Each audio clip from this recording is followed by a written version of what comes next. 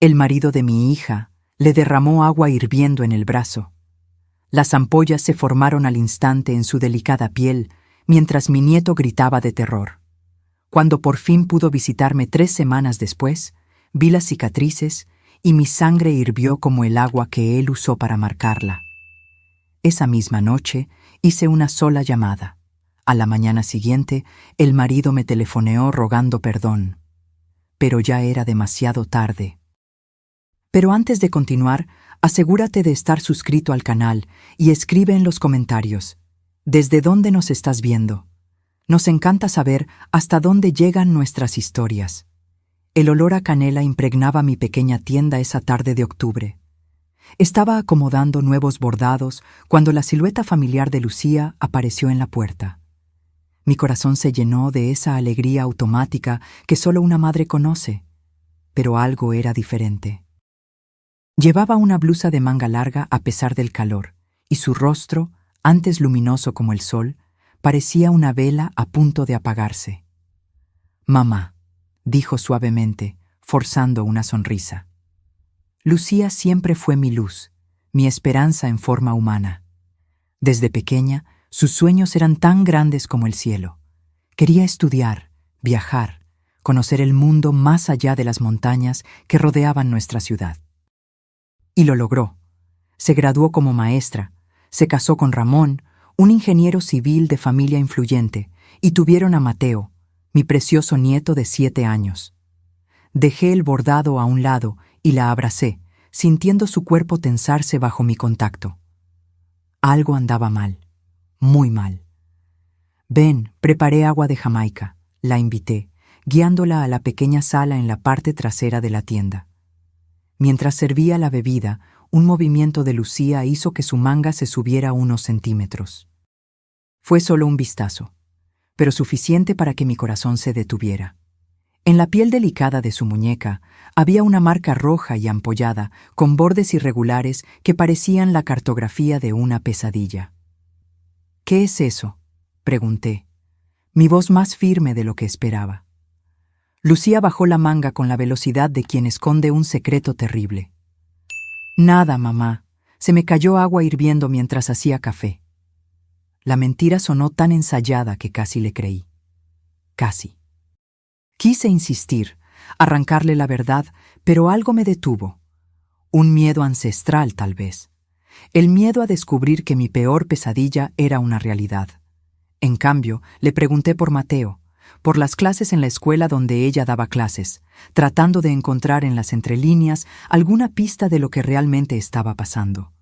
Fue entonces cuando Mateo entró corriendo, sus pequeños pies haciendo ruido en el piso de madera gastada de la tienda. «¡Abuela!», se lanzó a mis brazos, su pequeño cuerpo transmitiendo más calor y vida de lo que sentía en Lucía. «Mi pequeño guerrero», susurré, abrazándolo con fuerza. Sus ojos, tan parecidos a los de su madre, brillaban con esa inocencia que yo rezaba para que nunca le fuera robada. Aproveché un momento en que Lucía fue al baño para arrodillarme a la altura de Mateo. «¿Tu papá está bien?», pregunté casualmente, tratando de mantener mi voz ligera. La sonrisa de Mateo desapareció como una nube cubriendo el sol. Miró sus propios pies, balanceándose de un lado a otro. «Papá grita mucho», respondió finalmente, tan bajo que tuve que inclinarme para escucharlo.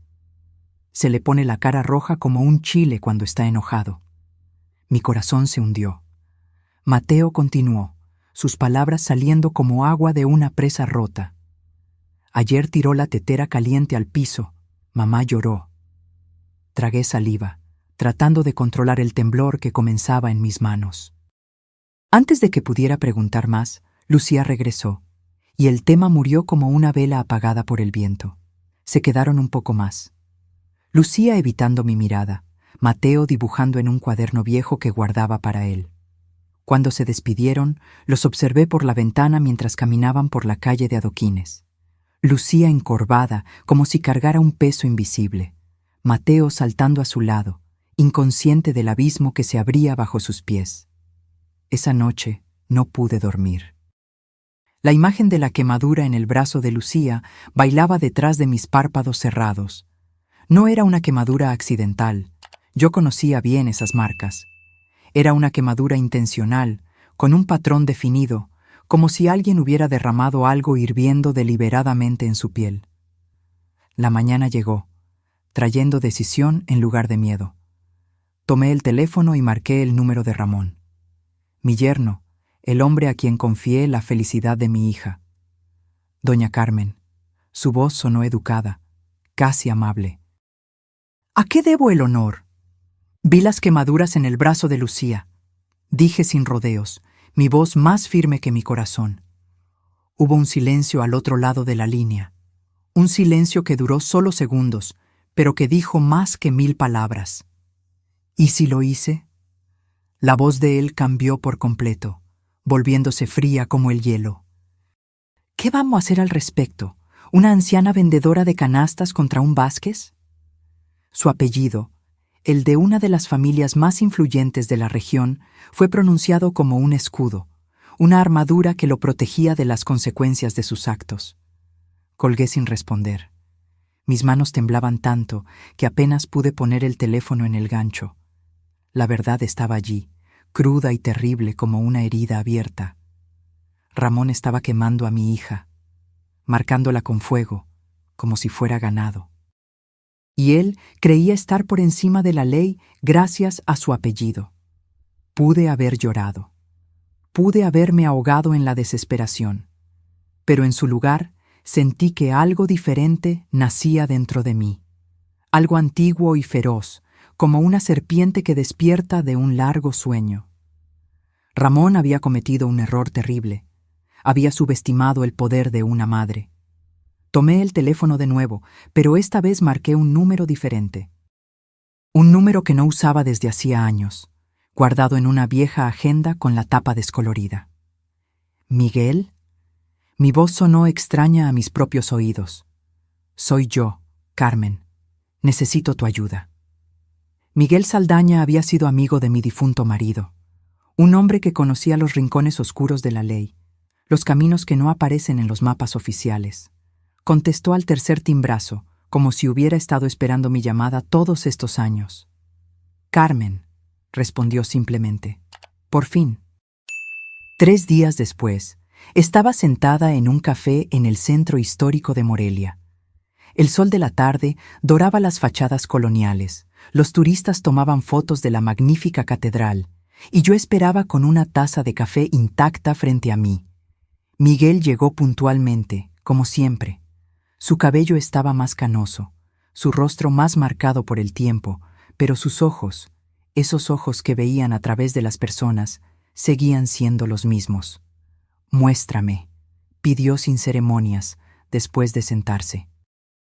Deslicé sobre la mesa un sobre café. Dentro estaban las fotos que había tomado con mi celular viejo mientras Lucía dormía en mi casa la noche anterior. Imágenes de las quemaduras en sus brazos, algunas recientes, otras ya cicatrizando, formando un mapa de sufrimiento en su piel. Miguel examinó cada una con expresión impasible, pero noté cómo sus dedos apretaban el papel con creciente fuerza. Ramón Vázquez, dije en voz baja. Cree que puede hacer esto porque su familia controla la mitad de la ciudad. Miguel asintió lentamente. Los Vázquez compran jueces como quien compra tortillas en la plaza, comentó. La policía no va a ayudar. Lo sé, respondí.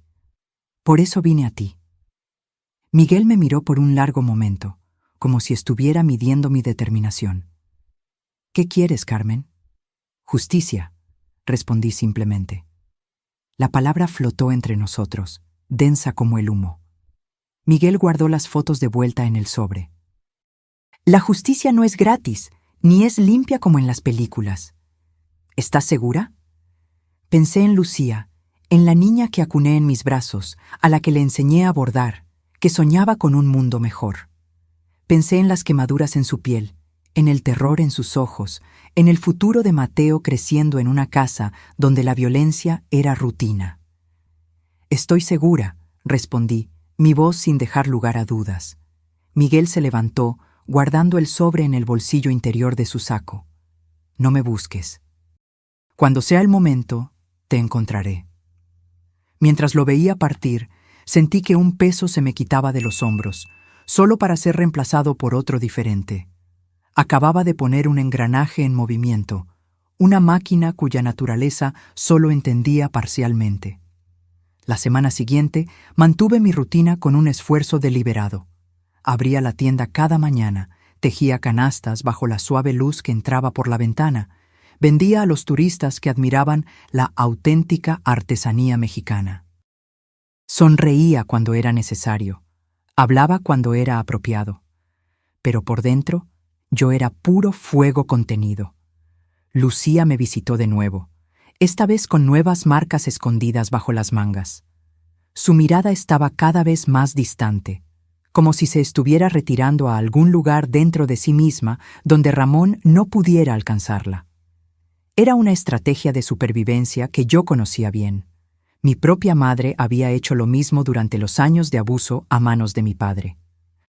Quería gritarle que la ayuda estaba en camino, que no tenía que seguir soportando eso, pero me contuve. Cualquier cambio en mi comportamiento podría alertar a Ramón.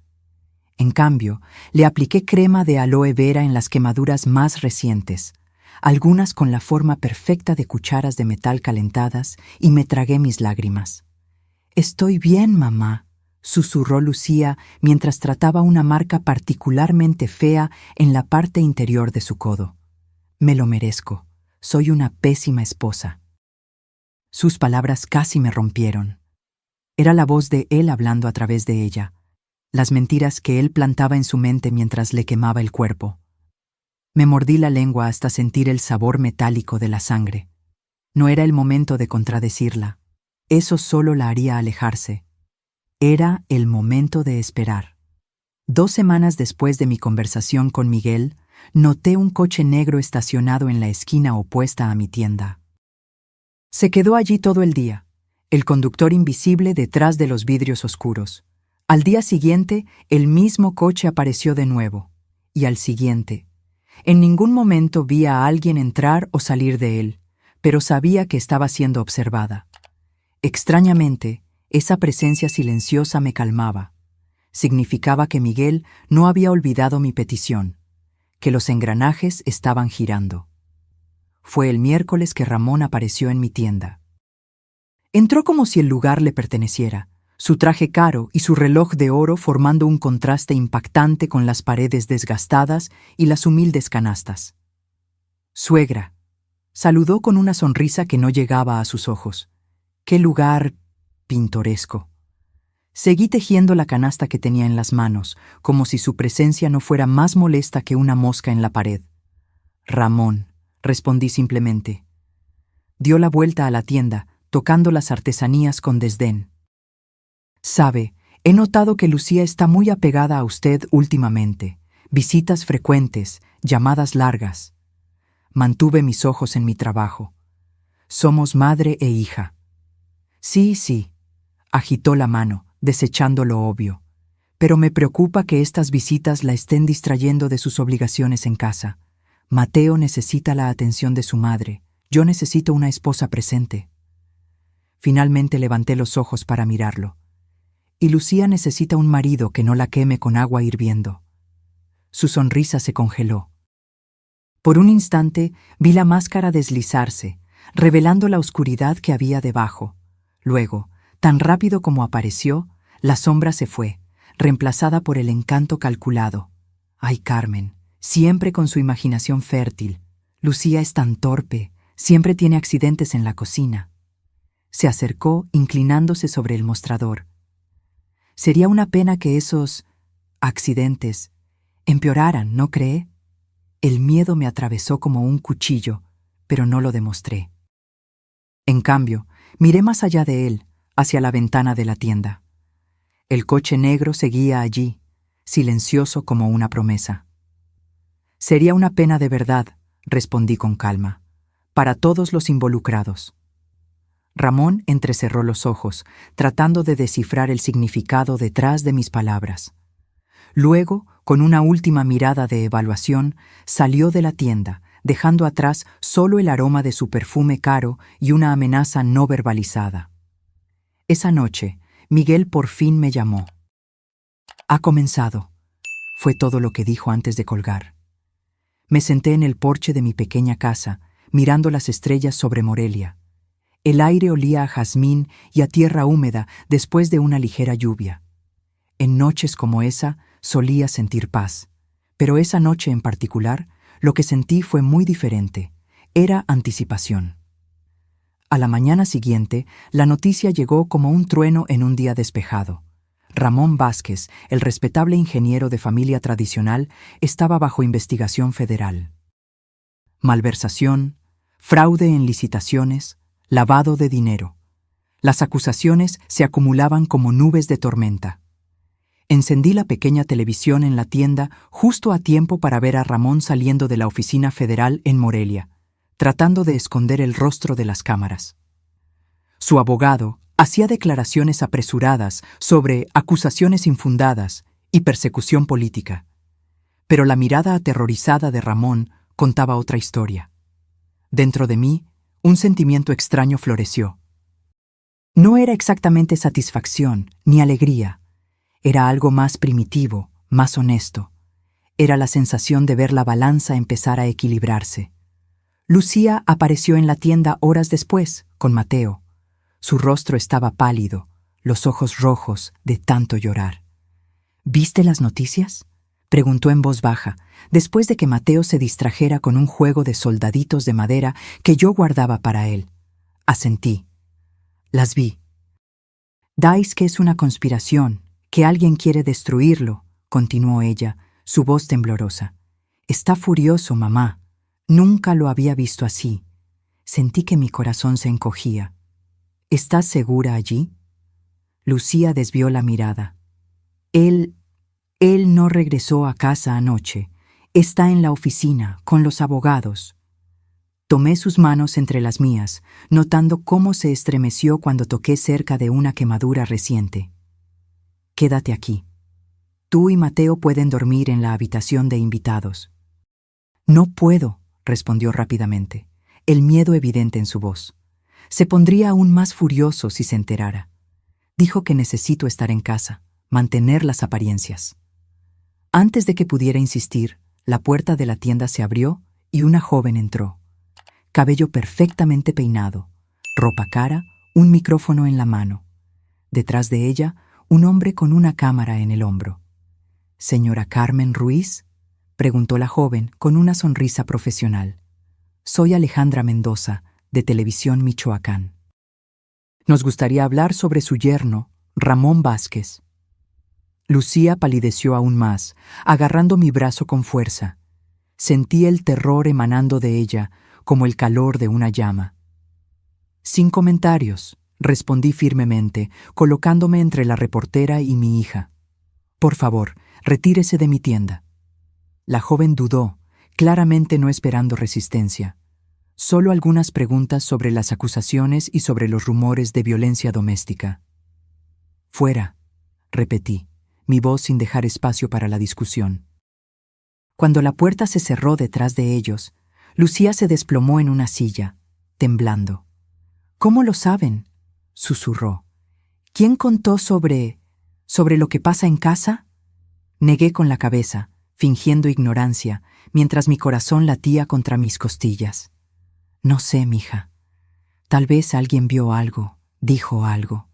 Lucía me miró a los ojos y por un momento temí que pudiera ver a través de mí, ver el fuego que yo había iniciado, pero solo bajó la cabeza, derrotada. «Él me va a culpar por esto», murmuró. «Dirá que hablé de más, que lo traicioné».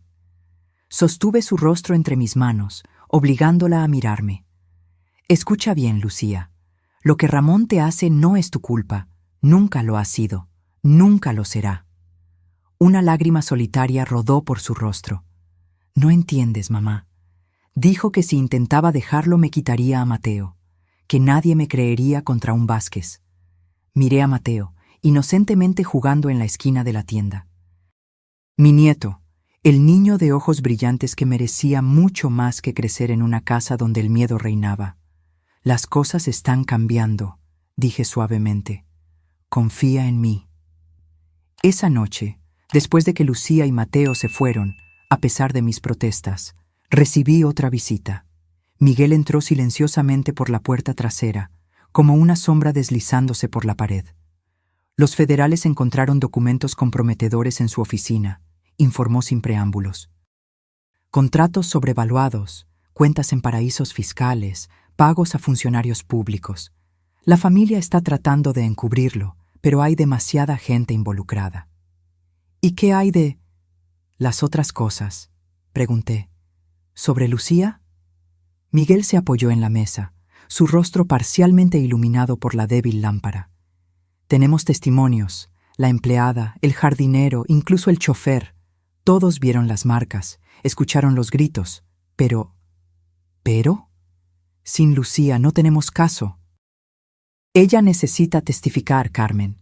Necesita mostrar las quemaduras, contar la historia.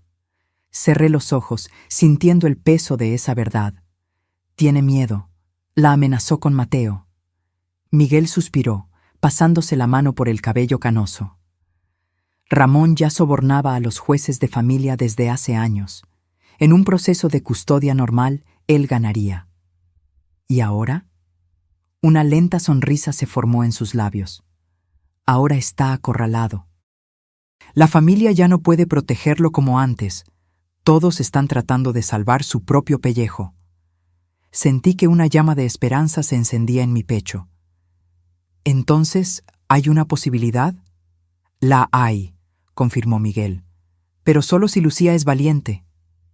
Después de que Miguel se fue, me quedé sentada en la oscuridad, pensando en la valentía.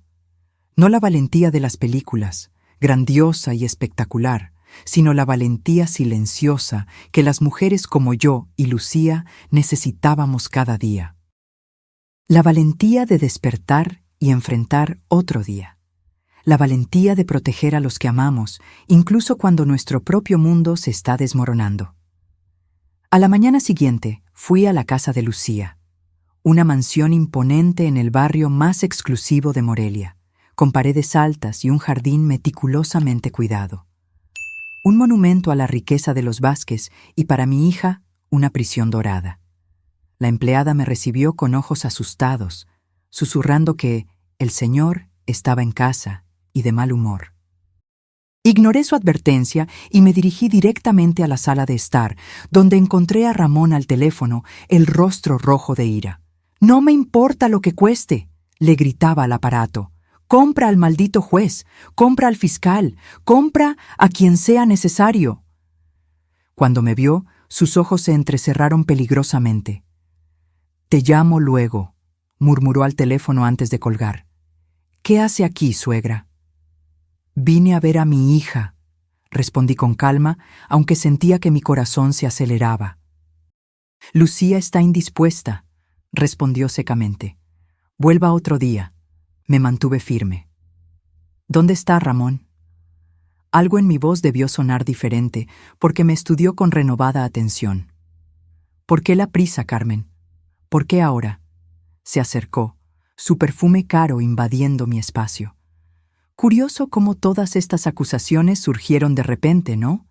Casi como si alguien estuviera coordinando todo. No retrocedí. «¿Dónde está mi hija?» Una sonrisa cruel se formó en sus labios. «¿Quiere verla? Está bien».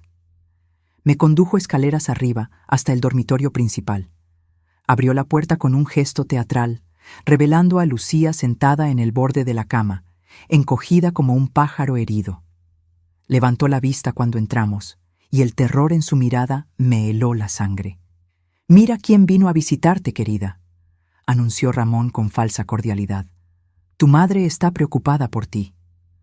Lucía intentó sonreír, pero sus labios temblaban demasiado. «Estoy bien, mamá, solo un poco cansada». Fue entonces que lo noté. Llevaba una blusa de manga corta, y sus brazos, antes marcados por quemaduras, estaban limpios, perfectamente limpios. ¿Lo ve? Ramón sonrió triunfante. «Está muy bien. Todos esos rumores, tan absurdos, ¿no, querida?»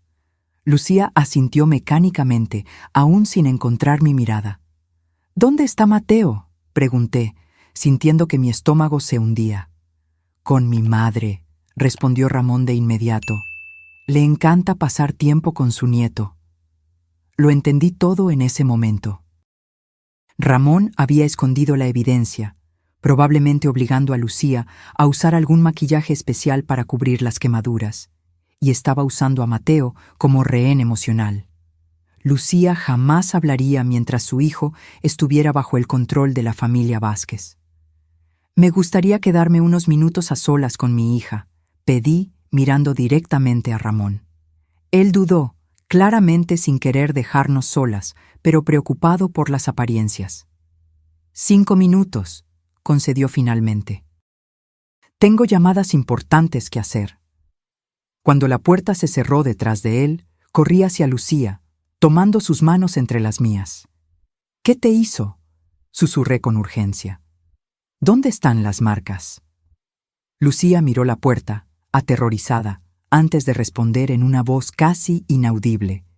Maquillaje a prueba de agua. Si me lo quito o le cuento a alguien, dijo que nunca volveré a ver a Mateo. Mi corazón se partió en 1000 pedazos. Mija, no puedes seguir así. Él te va a matar un día. Prefiero morir a perder a mi hijo, respondió con una determinación que me asustó. En ese momento entendí que había subestimado tanto el amor de una madre, el de Lucía por Mateo, como la crueldad de Ramón. Él había encontrado el arma perfecta, el amor maternal, transformado en grilletes. Miré el reloj. Nuestro tiempo se estaba acabando. Escucha, susurré rápidamente. Las cosas van a cambiar. Confía en mí. Solo resiste un poco más. Antes de que Lucía pudiera responder, la puerta se abrió de nuevo. Ramón entró, su falsa sonrisa de vuelta en su lugar. El tiempo se acabó, señoras. Estoy seguro de que pueden continuar esta conversación en otra ocasión. Salí de la mansión con el corazón pesado y la mente hirviendo. En el portón noté el coche negro estacionado discretamente al otro lado de la calle. Una pequeña chispa de esperanza se encendió dentro de mí. La guerra aún no estaba perdida. Los días siguientes trajeron una avalancha de noticias. La investigación sobre Ramón se expandía como un incendio fuera de control, engullendo a otros miembros de la familia Vázquez, a funcionarios públicos, incluso a un juez federal. Documentos confidenciales se filtraban a la prensa, fotos de encuentros clandestinos aparecían en los periódicos, grabaciones de conversaciones comprometedoras circulaban en las redes sociales. Era como ver un imperio desmoronarse ladrillo a ladrillo. Mantuve mi rutina, abriendo la tienda cada mañana, tejiendo canastas por la tarde, cerrando al atardecer. Respondía con educado desinterés cuando los clientes mencionaban el escándalo Vázquez, como lo había bautizado la prensa. Pero cada nueva revelación era un pequeño triunfo para mí, una piedra removida de la prisión de Lucía. Miguel aparecía ocasionalmente, siempre discreto, siempre con nueva información.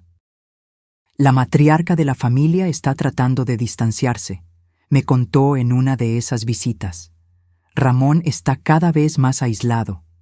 ¿Y Mateo?, pregunté, porque mi nieto seguía siendo la pieza central de este terrible juego de ajedrez.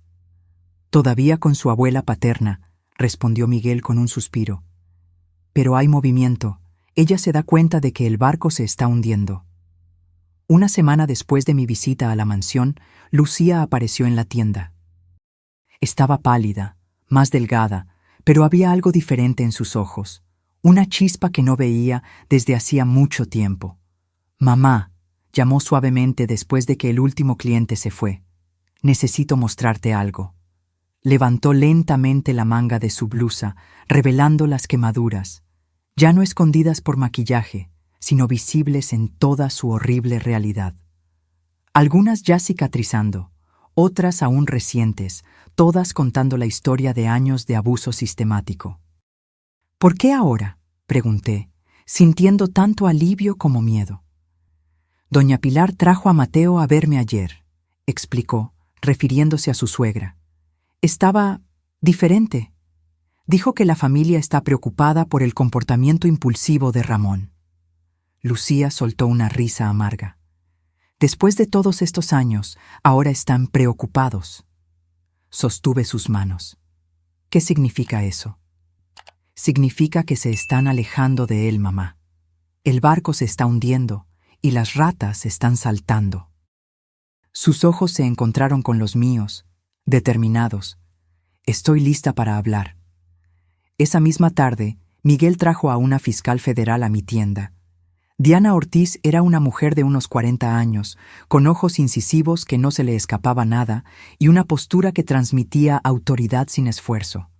Escuchó el testimonio de Lucía en silencio, tomando notas ocasionales, su rostro permaneciendo profesional, pero vi cómo sus ojos se suavizaban cuando mi hija mostraba las cicatrices más severas. ¿Cuánto tiempo lleva pasando esto?, preguntó Diana, su voz controlada. Comenzó sutilmente, respondió Lucía, su voz más firme de lo que esperaba. Primero fueron insultos, luego empujones. La primera quemadura fue hace 2 años, cuando derramé café en su periódico sin querer. Él calentó una cuchara en la estufa y la presionó contra mi muñeca, diciendo que necesitaba aprender a ser más cuidadosa. Diana asintió, documentando cada palabra. ¿Y la más reciente? Lucía bajó el cuello de su blusa, revelando una marca rojiza en la clavícula. Hace 3 días, agua hirviendo. Dijo que no había preparado el té a la temperatura correcta. Vi a Diana tragar saliva, su profesionalismo momentáneamente perturbado. Señora Vázquez, necesitaremos un examen médico completo para documentar todas las lesiones. También necesitaremos testimonios anteriores, alguien que haya presenciado el abuso o visto las marcas antes. Yo las vi, dije de inmediato, muchas veces. La empleada también, añadió Lucía. Y el chofer.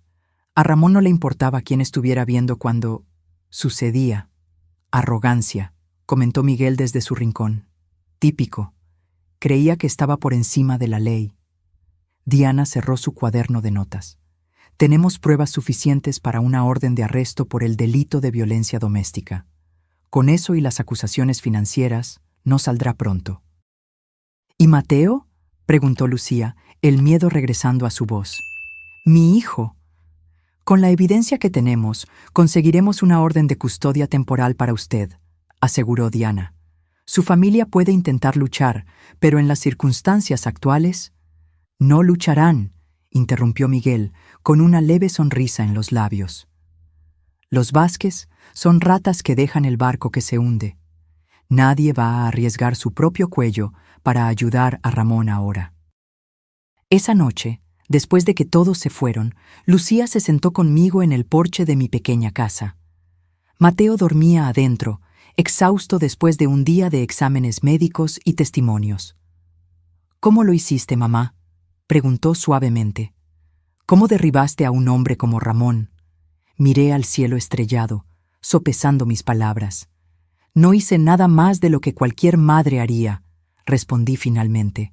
Protegí lo que es mío. Lucía me estudió por un largo momento. Luego asintió lentamente. No sé si me creyó, si sospechaba de la magnitud de mi implicación. Tal vez era mejor así. Algunas verdades son como cuchillos, hieren cuando se exponen. A la mañana siguiente, vimos por televisión el arresto de Ramón. Salió del tribunal entre policías federales, el rostro contorsionado en una máscara de odio y desesperación. Por un breve momento, miró directamente a la cámara, como si pudiera verme a través de ella. «Esto no ha terminado», gritó antes de ser empujado dentro de la patrulla. «¡No saben con quién están tratando!» Lucía tembló a mi lado, pero se mantuvo firme. Mateo, jugando con sus soldaditos en el piso de la sala, levantó la vista brevemente hacia la televisión, luego volvió a su juego sin mostrar emoción. Los niños son sorprendentemente resilientes, pensé. Tal vez él podría crecer sin las sombras de su padre cerniéndose sobre él. Los días se convirtieron en semanas. El caso de Ramón se volvió un escándalo nacional, con nuevas revelaciones surgiendo a diario. Otros miembros de la familia Vázquez fueron implicados en sus esquemas. Antiguos aliados se volvieron contra él, ofreciendo testimonios a cambio de inmunidad. El imperio que él y su familia habían construido se desmoronaba como un castillo de arena. Lucía y Mateo se quedaron conmigo. Lentamente vi a mi hija regresar. No la misma de antes, porque algunas heridas nunca sanan por completo, pero una versión más fuerte, más resiliente. Volvió a dar clases, ahora en una escuela cerca de mi tienda. Mateo hizo nuevos amigos, su risa resonando por la casa que por tanto tiempo solo conoció el silencio de mi soledad. Miguel aparecía ocasionalmente, siempre discreto. Nunca hablábamos de lo que habíamos hecho, de las líneas que habíamos cruzado.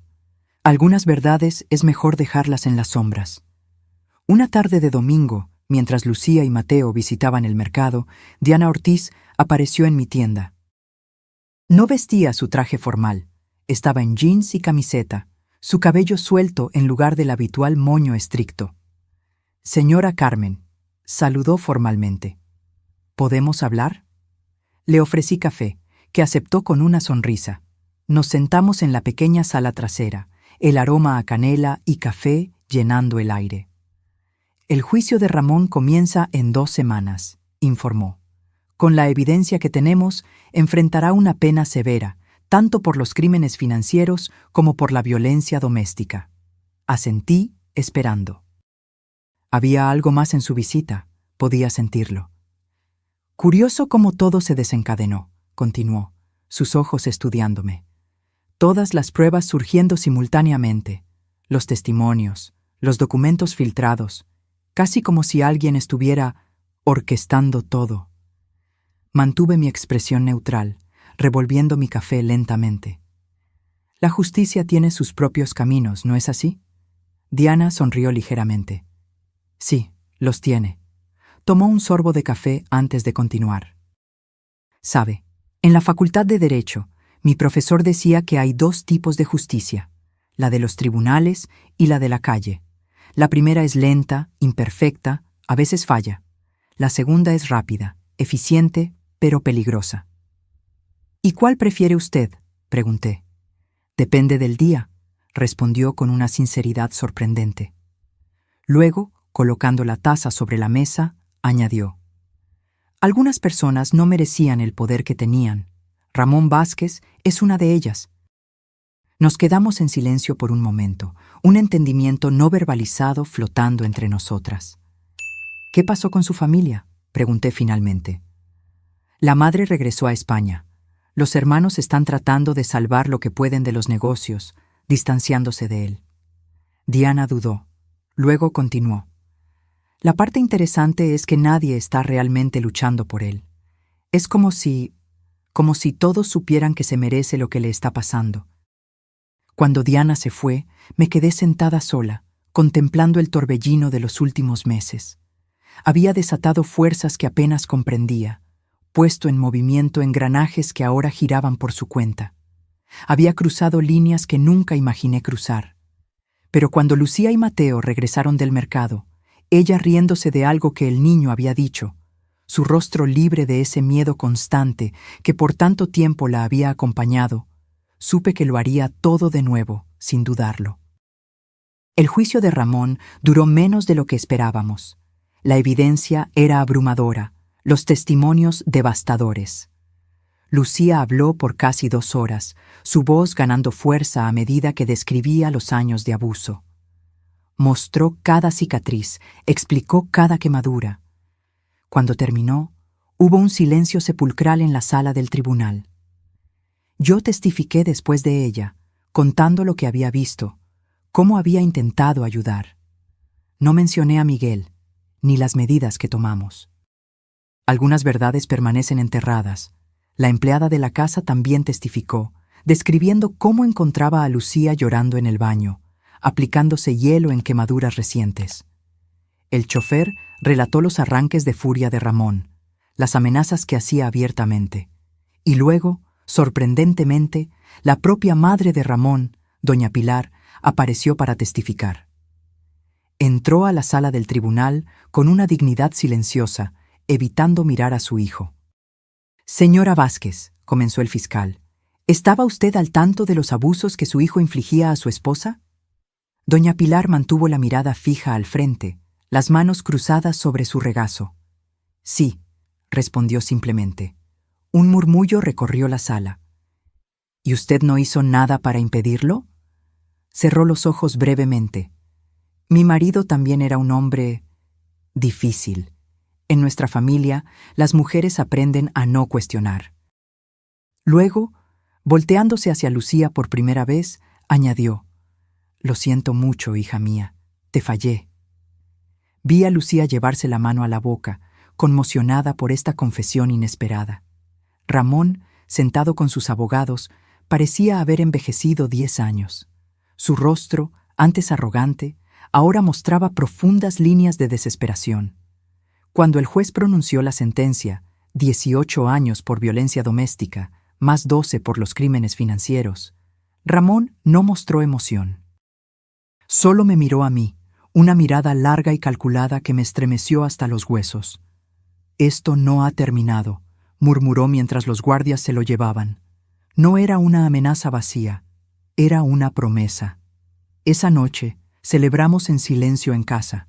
No era una victoria para ser celebrada con champán y risas, sino con el silencio respetuoso de los sobrevivientes. Mateo se durmió temprano, exhausto por la tensión del día.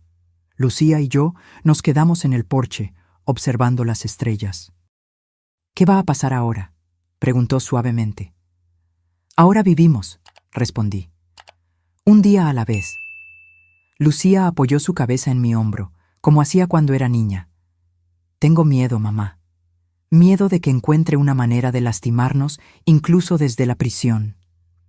Yo también tenía ese miedo, aunque no lo admitiría. La familia Vázquez podía estar debilitada, pero aún tenía conexiones, dinero, influencia. Y Ramón tenía tiempo, mucho tiempo para planear, para cultivar su odio, para soñar con la venganza. No dejaré que las lastime de nuevo, prometí, sabiendo que era una promesa que tal vez no podría cumplir.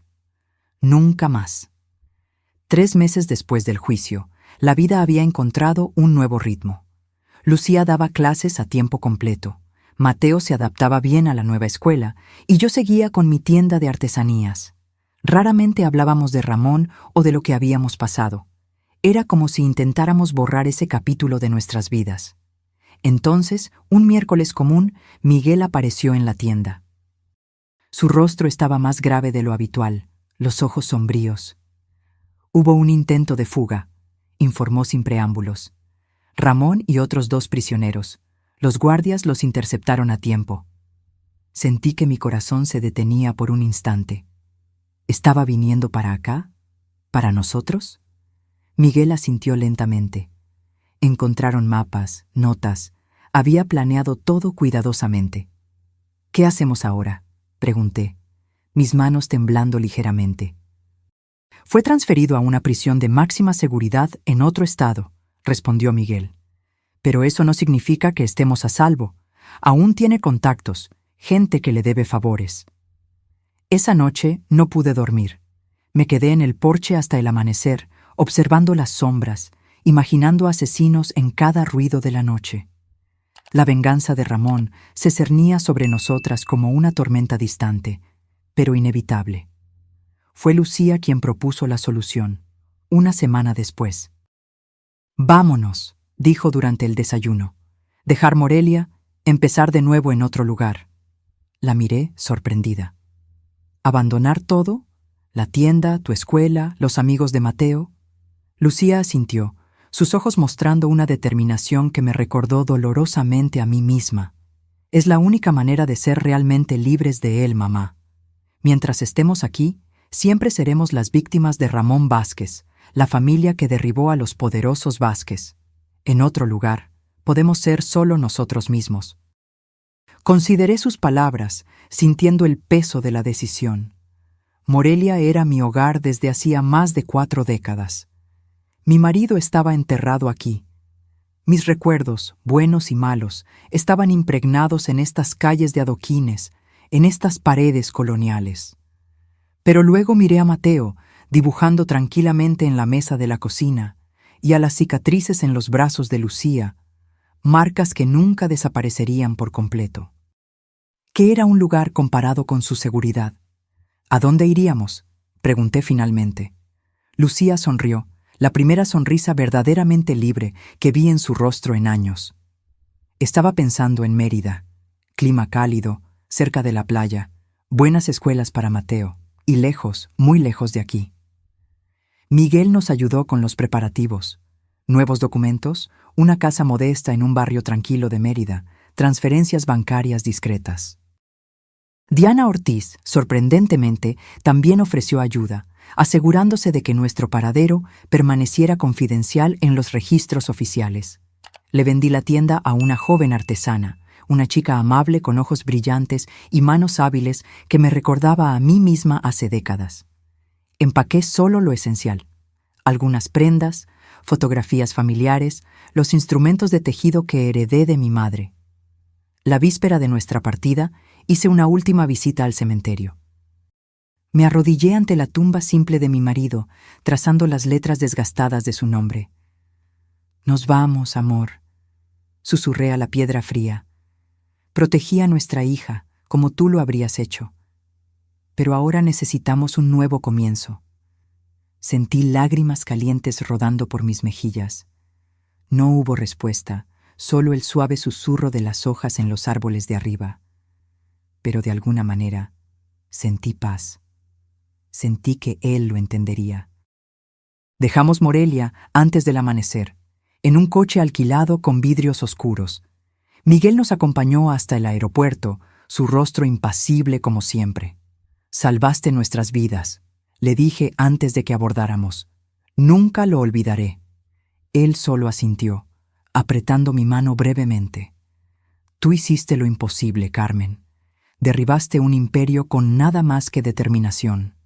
Miré a Lucía y a Mateo, esperando en la fila de embarque. «No fue determinación», corregí suavemente. «Fue amor». El vuelo a Mérida fue tranquilo. Las nubes debajo de nosotros parecían tan sólidas como el suelo que habíamos dejado atrás. Mateo dormía en el asiento del medio, su cabeza apoyada en el brazo de Lucía. «¿Crees que nos encontrará?», preguntó Lucía en voz baja, su miedo aún presente a pesar de todo.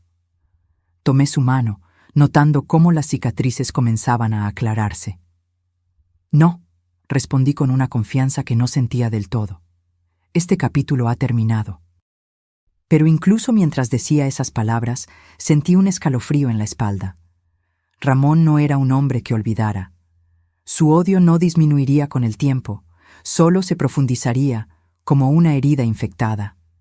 30 años en una prisión le darían tiempo de sobra para planear, para esperar. Miré por la ventana del avión, viendo a Michoacán desaparecer bajo las nubes. Dejamos atrás no solo un lugar, sino una versión de nosotras mismas. La mujer que se subió a ese avión ya no era solo Carmen, la artesana. Era Carmen, la mujer que había desafiado un imperio por amor a su hija.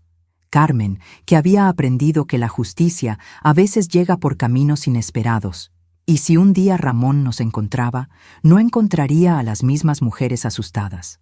Encontraría a sobrevivientes, forjadas en el fuego de su propia crueldad. Mérida nos recibió con un calor húmedo y abrasador, tan diferente del clima templado de Morelia. Nuestra casa estaba en un barrio colorido, las fachadas pintadas en tonos vibrantes de azul, rosa y amarillo. Las calles eran arboladas, la gente sonreía, el aire cargado con el aroma de flores tropicales y comida callejera. Lucía encontró trabajo en una escuela bilingüe, donde su experiencia y educación fueron valoradas. Mateo se adaptó con la facilidad típica de los niños, pronto haciendo amigos entre los vecinos. Y yo empecé de nuevo.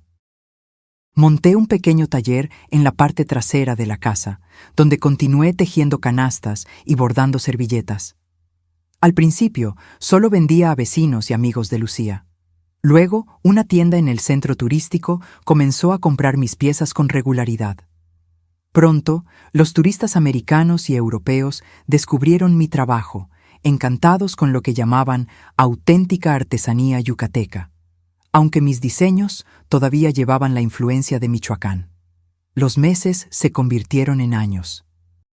Las cicatrices de Lucía se aclararon hasta convertirse en solo líneas pálidas en su piel bronceada por el sol de Yucatán.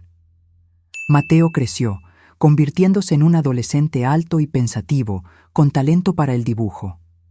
Nuestras vidas encontraron un ritmo, una paz que jamás imaginé posible después de todo lo que habíamos pasado.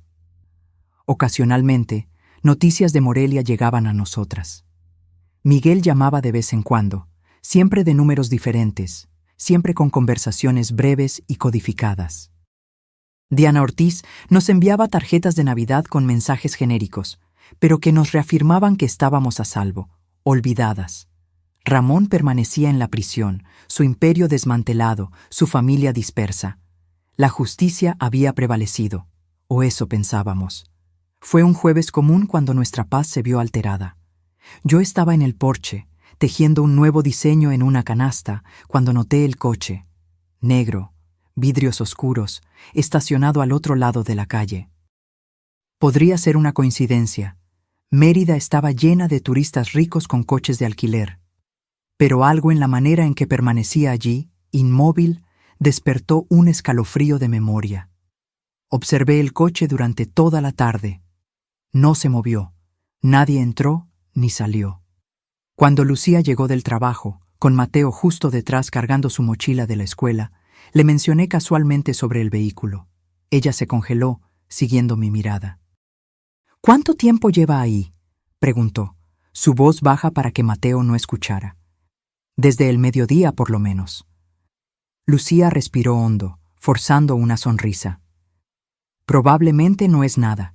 Turistas, tal vez».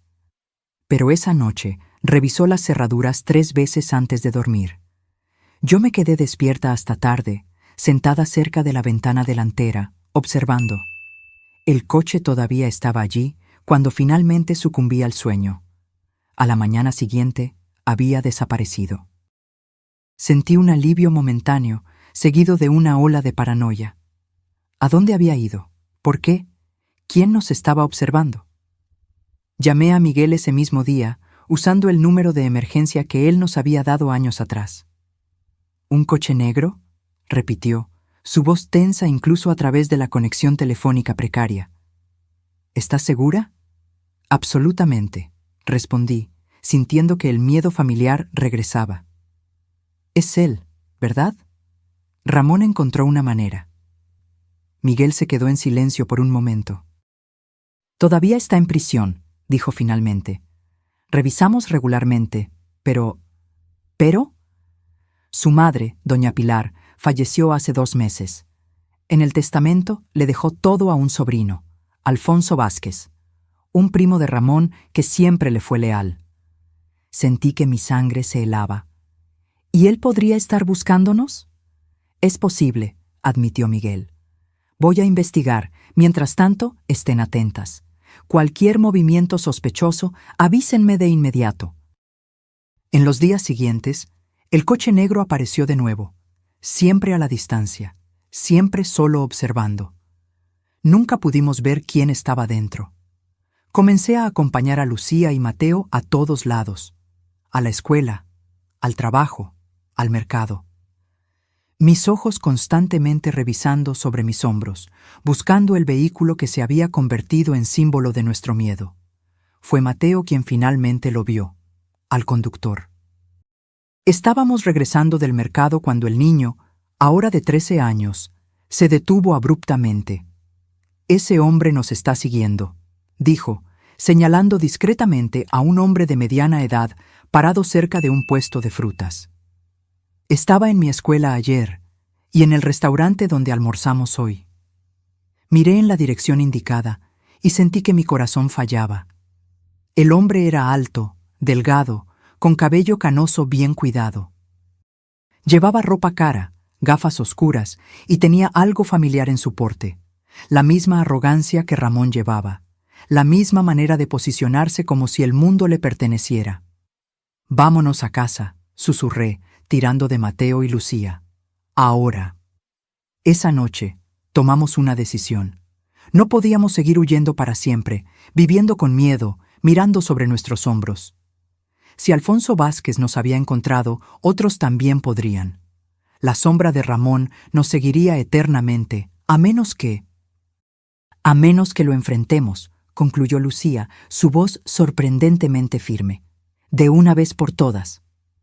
Miguel llegó 2 días después, trayendo consigo a Diana Ortiz. Se hospedaron en un hotel cercano, nunca visitando nuestra casa directamente para no atraer la atención. Nos encontrábamos en cafés diferentes, parques, tiendas, siempre en movimiento, siempre vigilantes. Alfonso Vázquez llegó a Mérida hace 3 semanas, confirmó Miguel. Ha estado visitando a Ramón en la prisión regularmente en el último año. Sabemos que las está buscando, pero no sabemos exactamente qué pretende. Y no podemos simplemente arrestarlo por estar en la misma ciudad que ustedes, añadió Diana con frustración. No ha hecho nada ilegal. Aún, completó Lucía sombríamente. Fue entonces que formamos nuestro plan. No huiríamos de nuevo. Esta vez prepararíamos una trampa.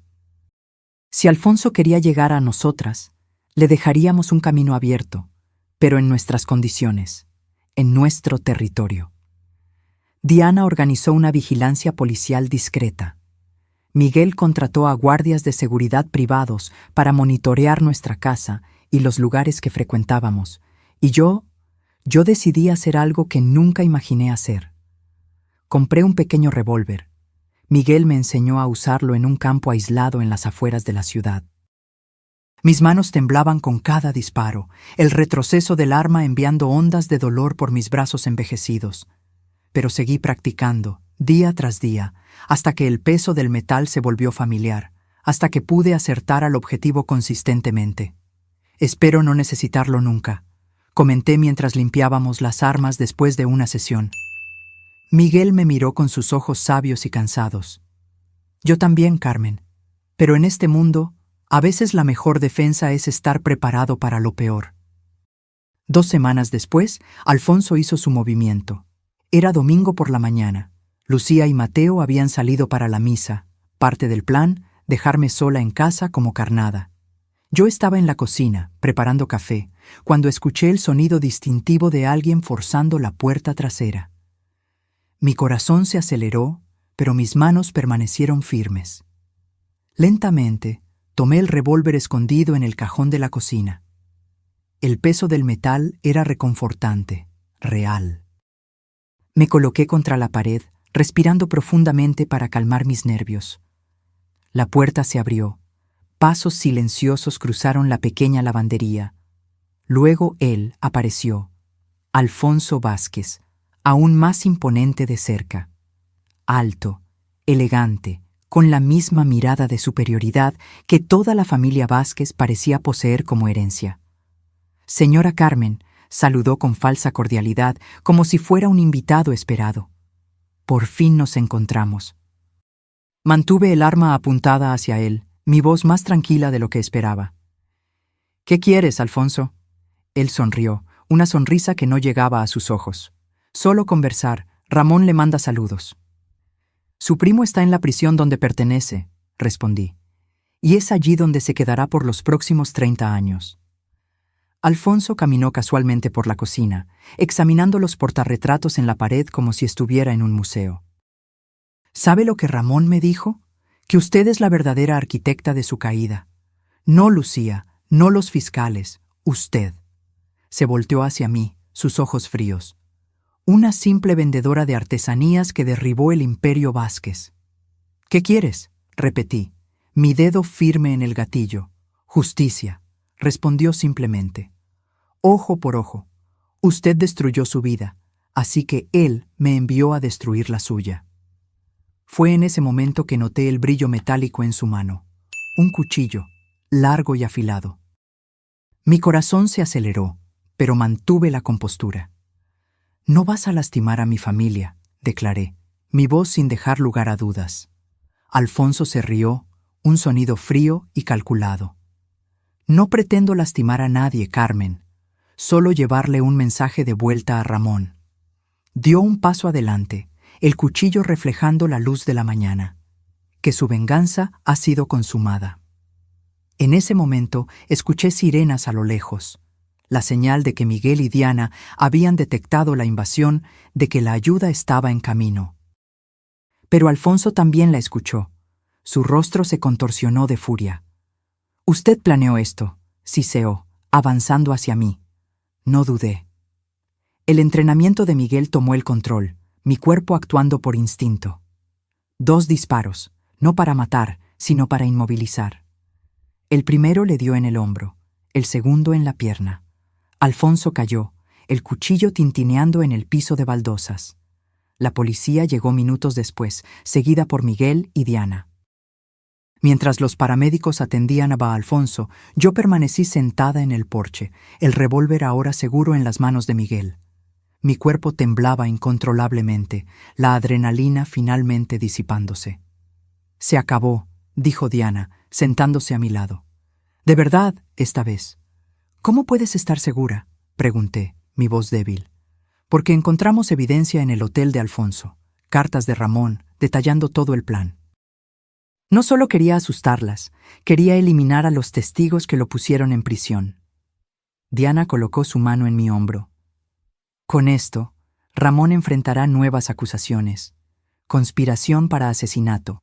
Su sentencia será extendida, probablemente para el resto de su vida».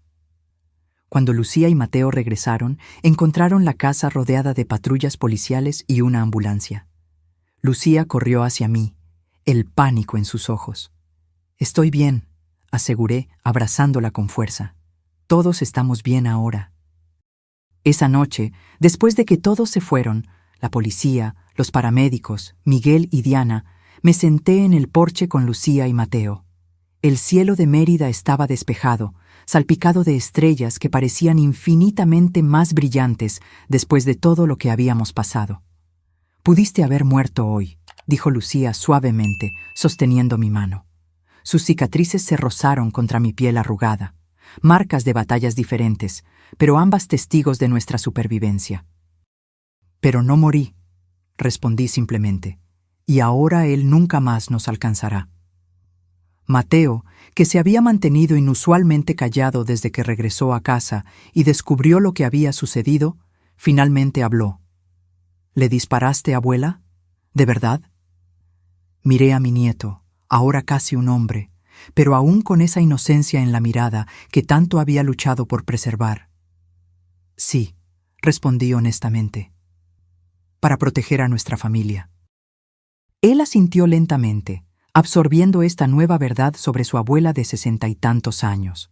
No solo una tejedora de canastas, sino una mujer capaz de enfrentar el mal cuando era necesario. «Eres valiente», dijo finalmente. Sonreí, acariciando su cabello como lo hacía cuando era pequeño.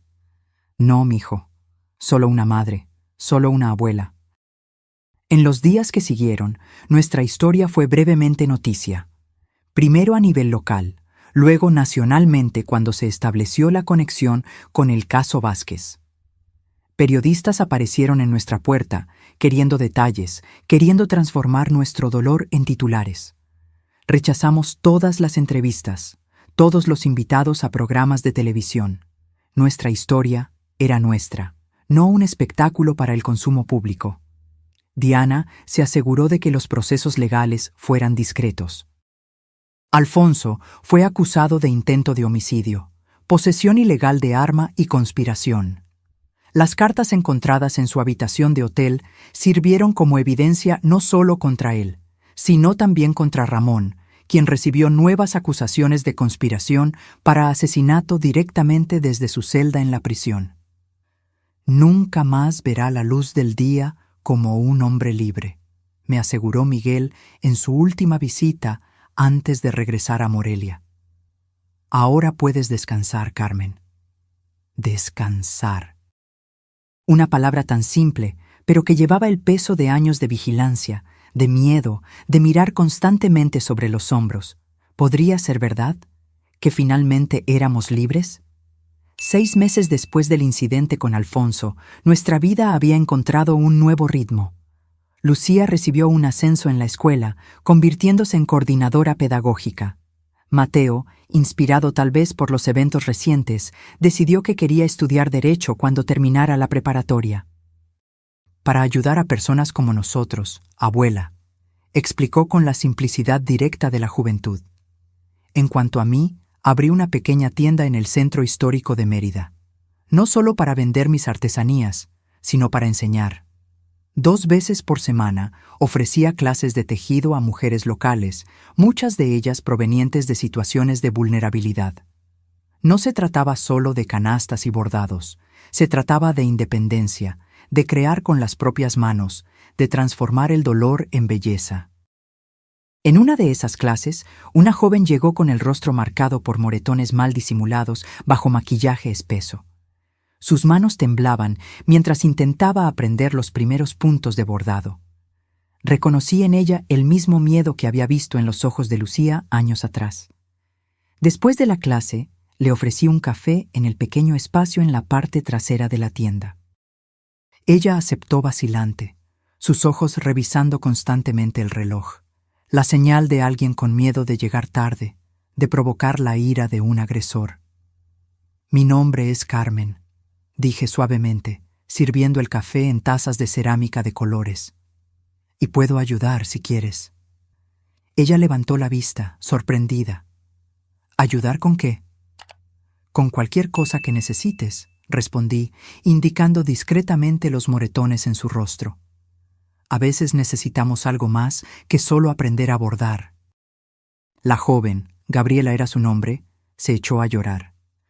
Me contó sobre su marido violento, sobre el miedo constante, sobre la vergüenza que le impedía buscar ayuda. «¿Crees que no hay salida?», dije, no como una pregunta, sino como una constatación. «Que él es demasiado poderoso, que nadie te creerá que estás sola». Ella asintió, secándose las lágrimas con el dorso de la mano. «Yo también lo pensaba una vez», continué, levantando las mangas para mostrar mis propias cicatrices, no de quemaduras como las de Lucía, sino marcas de mi propia batalla con Alfonso. «Pero no estamos solas, Gabriela, nunca estamos realmente solas». Esa misma tarde, llamé a Diana, quien ahora trabajaba en una organización de defensa de los derechos de las mujeres. Al día siguiente, Gabriela tenía un lugar seguro para quedarse, asesoramiento legal y el primer destello de esperanza en años. Así nació el Santuario de las Tejedoras. No oficialmente, no como una organización formal, sino como una red silenciosa de mujeres ayudando a otras mujeres. Mi tienda se convirtió en más que un negocio. Se convirtió en un refugio, un lugar donde las mujeres marcadas por la violencia podían encontrar no solo seguridad momentánea, sino un camino hacia la libertad. Lucía se unió a mí en este trabajo, ofreciendo asesoramiento psicológico después de completar un curso de especialización. Mateo, incluso siendo joven, ayudaba con cuestiones técnicas, creando un sitio web discreto, sistemas de comunicación seguros, identificando recursos legales. Miguel y Diana seguían siendo aliados distantes, pero presentes cuando era necesario. Un ciclo se había cerrado. El dolor que habíamos vivido se había transformado en propósito, en sanación no solo para nosotras, sino para otras. En una noche particularmente calurosa, 3 años después del incidente con Alfonso, Lucía y yo estábamos sentadas en el porche, observando el cielo. Mateo estaba dentro de la casa, estudiando para los exámenes finales de la preparatoria. ¿Alguna vez te imaginaste cómo habría sido nuestra vida si nunca me hubiera casado con Ramón?, preguntó Lucía suavemente. Consideré la pregunta, balanceándome suavemente en la vieja mecedora. Más tranquila, sin duda, menos dolor, menos cicatrices. Pero también sin Mateo, añadió, sin el santuario, sin todas las mujeres a las que ayudamos. Miré a mi hija, ya no la joven asustada de años atrás, sino una mujer fuerte, segura, con propósito. Las cicatrices en sus brazos se habían aclarado hasta casi desaparecer, aunque ambas sabíamos que permanecerían para siempre, invisibles excepto bajo la luz correcta. No elegimos las heridas que recibimos, respondí finalmente. Pero podemos elegir qué hacemos con ellas después. Lucía asintió, reposando la cabeza en mi hombro como hacía cuando era niña. ¿Sabes lo que pienso a veces, mamá? que tal vez la verdadera justicia no fue cuando lo arrestaron o cuando le disparamos a Alfonso. ¿No? No, la verdadera justicia es esto: estar aquí, viviendo bien, ayudando a otras, transformando lo que él quería que fuera nuestra destrucción en fuerza para otras mujeres. Sus palabras tocaron algo profundo en mí. Durante tantos años pensé en la justicia como un castigo. Ramón en la prisión, Alfonso neutralizado.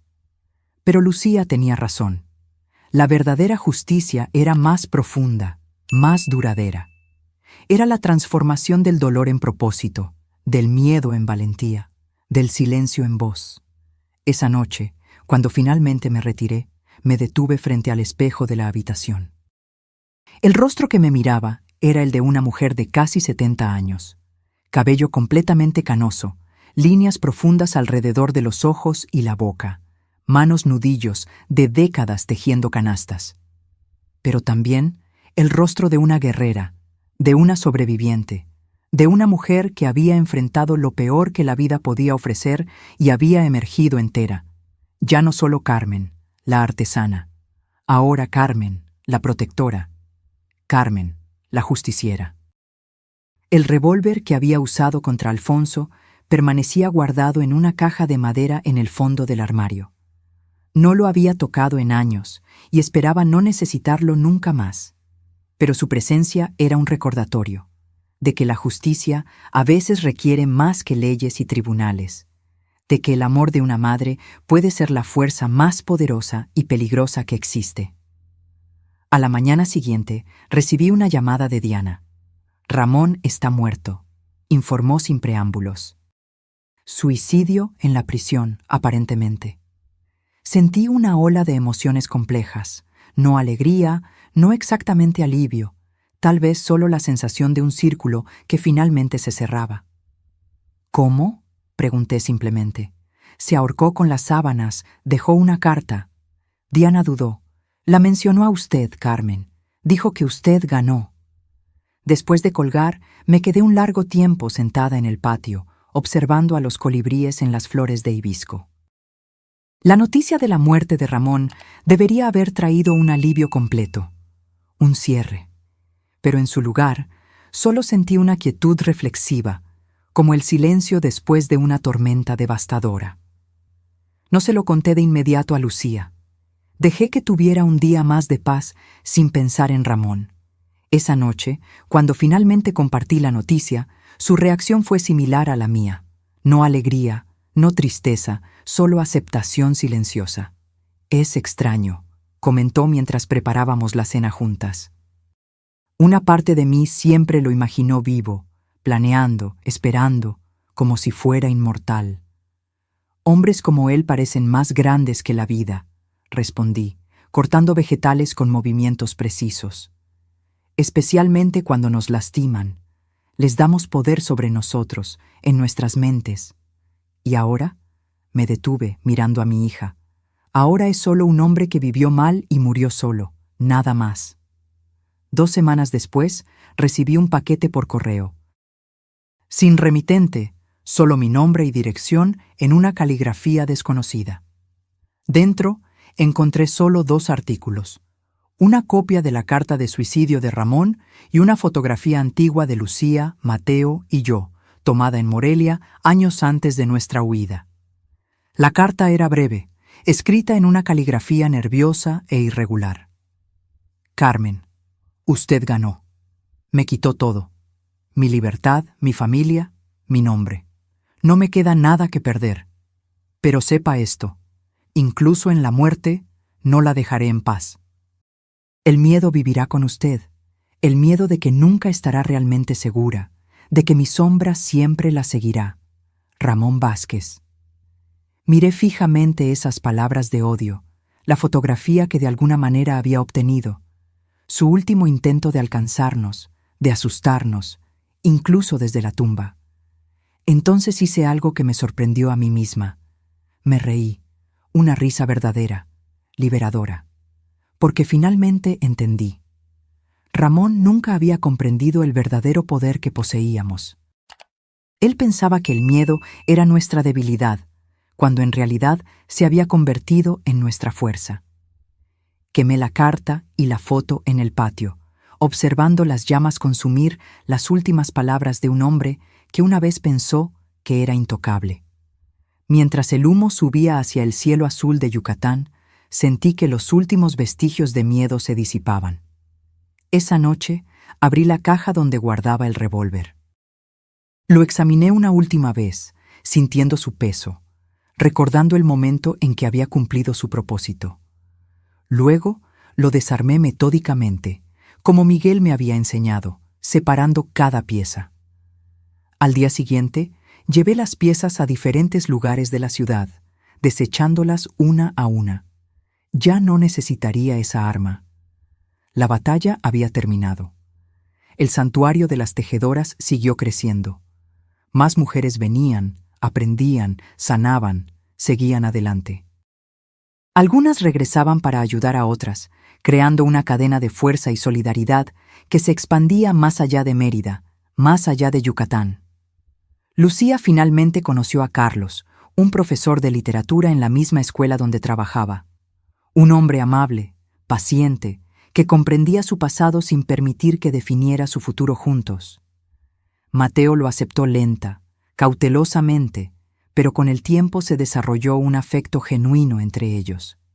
En cuanto a mí, encontré una paz que nunca imaginé posible. No era la paz de la inocencia. Esa se había quemado junto con el brazo de mi hija años atrás. Era la paz de los sobrevivientes, de los guerreros que regresan de la batalla, marcados pero victoriosos.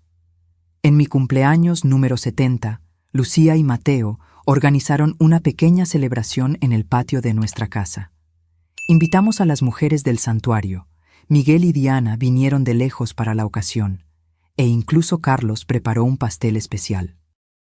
Mientras observaba a esas personas reunidas, algunas aún con marcas visibles de sus propios infiernos personales, otras con cicatrices invisibles pero igualmente profundas, sentí una gratitud abrumadora. «Un brindis», anunció Lucía levantando su copa. «Por mi madre, Carmen, quien me enseñó que la justicia a veces llega por caminos inesperados y que el amor puede ser la fuerza más revolucionaria que existe». Mientras todos levantaban sus copas, mis ojos se encontraron con los de Mateo, ahora un joven a punto de comenzar la Universidad de Derecho. Sonrió, una sonrisa que me recordó dolorosamente al niño que una vez dibujó a su madre con manchas moradas en los brazos, que no incluyó a su padre en su dibujo de la familia. «Por la justicia», añadió suavemente, «y por las mujeres que luchan por ella, incluso cuando todo el mundo dice que es imposible». El sol se ponía sobre Mérida, bañando nuestro pequeño jardín en tonos dorados. La cicatriz en mi brazo, recuerdo de la lucha contra Alfonso, brillaba plateada a la luz del atardecer. Las cicatrices de Lucía, casi invisibles ahora, contaban una historia que ella compartía con otras mujeres cuando era necesario. Cicatrices, marcas de batallas, de supervivencia, de transformación. Ya no fuentes de vergüenza, sino medallas de honor. Testigos silenciosos de una verdad que Ramón nunca comprendió, que a veces la persona más peligrosa del mundo es una madre protegiendo a su familia, y que la verdadera justicia no viene de tribunales o prisiones, sino de la negativa a permitir que la crueldad de un hombre defina el futuro de una familia entera. Que la justicia, a veces, tiene el rostro de una anciana que teje canastas y enseña a otras mujeres a encontrar su propia fuerza. Si este video te tocó el corazón, suscríbete al canal y considera unirte como miembro para que podamos seguir compartiendo historias increíbles. Solo tienes que hacer clic en el enlace del comentario fijado a continuación. Juntos, podemos romper el ciclo de silencio que protege a los agresores y aísla a las víctimas. Gracias por escucharme. La fuerza está en cada una de nosotras. A veces, solo necesitamos una mano extendida para recordárnoslo.